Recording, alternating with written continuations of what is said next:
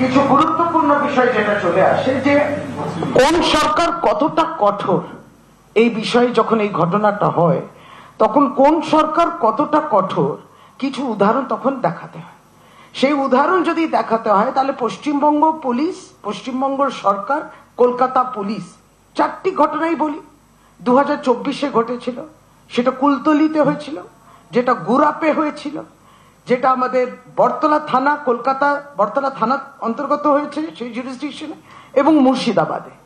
সঙ্গে সঙ্গে যখন এই অপরাধটা হয়েছিল, ধরুন কুলতলিতে 19 বছরের একজন ছেলে, সে একটি 10 বছরের মেয়ের উপরে যে নির্যাতন করলো, তার 31 দিনের মধ্যে ট্রায়াল, মানে চার্জশিট হয়ে ট্রায়াল আরম্ভ হয়ে গেছে।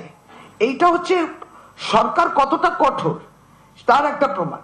বটতলা থানা যেটা কলকাতাতে রয়েছে, 7 মাসের একটি পক্সো কেস, 7 মাসের বাচ্চার উপর একটি পক্সো কেস, নভেম্বর 2024, 40 দিন ট্রায়াল সম্পূর্ণ, ঘোষণা হয়ে গেছে শাস্তি যে অপরাধী।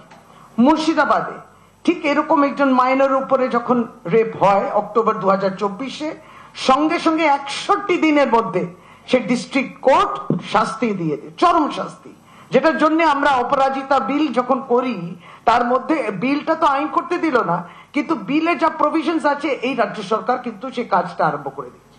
গুরাপের 5 বছরের মেয়েটিও, যেটা 2024-এ হয়েছিল, রেপ এবং মার্ডার, সঙ্গে সঙ্গে সেই লোক অশোক সিংকে ধরা, চার্জশিট 14 দিনে দেয়া, পক্সো কেস দিয়ে 54 দিনেতে হয়ে গেল। অর্থাৎ তথ্য কিছু দেখায় যে রাজ্য সরকার, পশ্চিমবঙ্গ সরকার এই বিষয় নিয়ে কত কঠোর।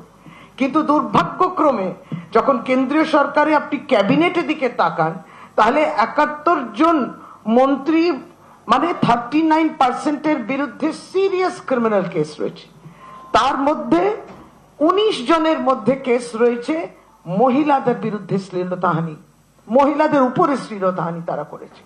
তাহলে কেন্দ্রীয় সরকার কি বার্তাটা দিল?